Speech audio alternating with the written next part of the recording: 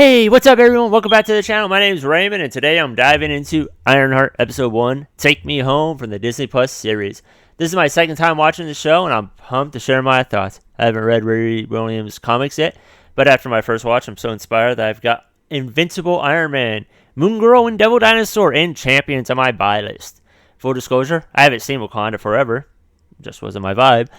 Let's break down this episode. Hit that like button, subscribe, and let's get started.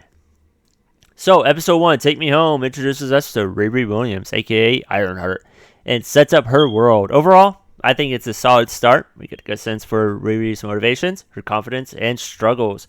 Plus, a shady intro to the Hood Gang. On my second watch, I noticed more little details, like Riri's drive and the tensions with her mom. Let's dive into the key moments. Right off the bat, Riri's confidence shines. She's a genius at MIT, funding her research with a grant and selling completed tests and assignments to other students. She's also helping with the projects. It's innovative, but it gets her in hot water. I love how she's unapologetic about her skill. She knows she's brilliant. Riri's friend Natalie is hilarious. That line about a night with Thor and his hammer, gold. Comedy gold. Meanwhile, Dean Cho, spelled C-H-O-I in the Disney Plus subtitles, calls Riri out for not progressing towards her degree. Riri claps back, saying they want her to be small by doing homework. She'd have to explain to professors or getting a job pretending to like people. When Dean asks who wants her to be small, it's a mic drop moment. Things go south fast. Riri gets expelled for plagiarism due to selling assignments and a lab accident that injures a professor and damages equipment. That seals the deal. Security tells her to grab her stuff, and she takes the iron suit she built with her grant money. Bold move, Riri. It's her iron suit. That's what the show says. The show says that it is her iron suit she built with her grant money. Meanwhile, we meet the Hood Gang. Using Trevor and AI for MIT students, Riri flies home to Chicago in her suit. We meet the Hood Gang, Clown, John, Rampage, Slug, and the Blood siblings. During a heist that goes wrong because of Rampage, the Hood, aka Parker, tells John to fire Rampage and find a tech expert. John's like, where do we even find one? And suggests Slug, but Parker shoots that down fast. Right then, Riri flies overhead. Perfect timing. Riri loses access to Trevor, tries manual mode, and crash lands in Chicago street. Title drop, Ironheart. Hits hard here. Locals chat with her, and a kid named Landon offers to haul her suit in his wagon, but roasts her too. Pretty funny. It's such a grounded community vibe.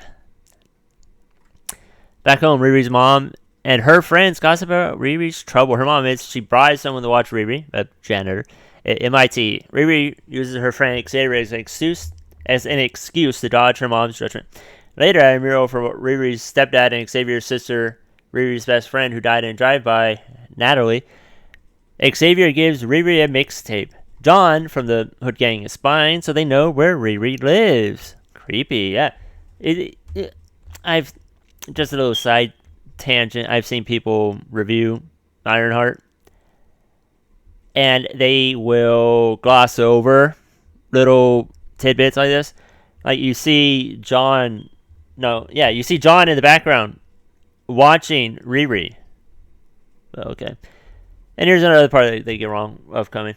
At a junk shop, Riri and Xavier are hunting for parts that Riri's going to use in order to rebuild her iron suit. The older Jim chats her up, making her haggling awkward. John swoops in, pays for her stuff, and tries recruiting her, comparing her to Tony Stark.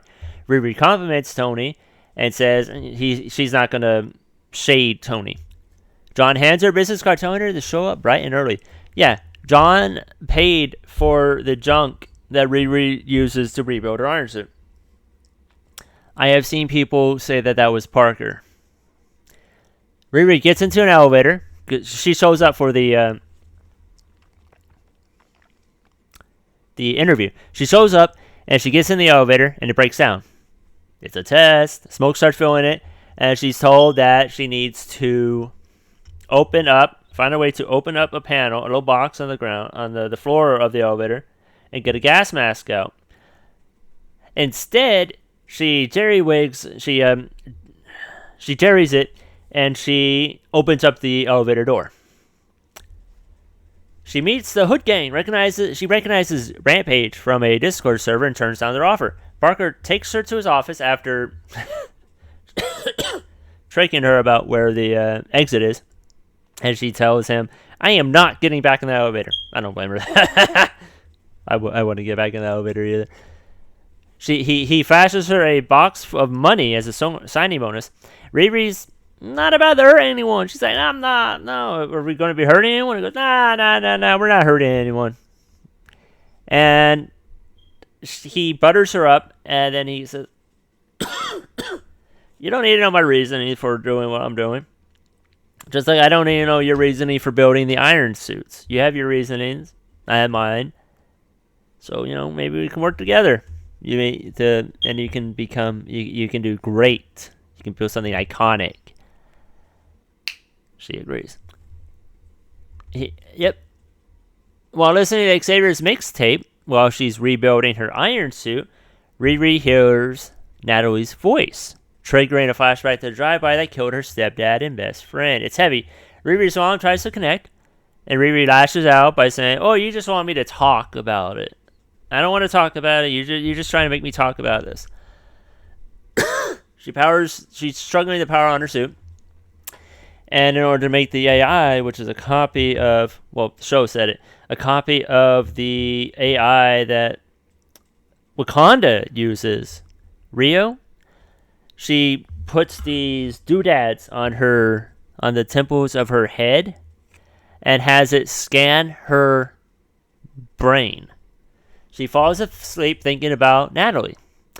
The episode ends with Riri waking up, seeing Natalie there, and fainting. What a cliffhanger!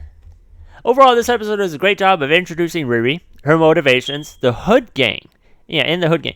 On my second watch, I appreciate the emotional beats more like Riri's grief and her clash with her mom. I'm hyped for episode 2, where Riri likely joins the Hood Gang for her first heist. What did you think of this episode? Drop your thoughts in the comments.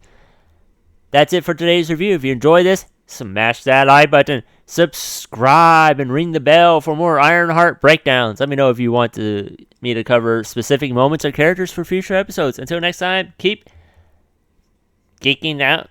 That's stupid. Have a good day. Bye.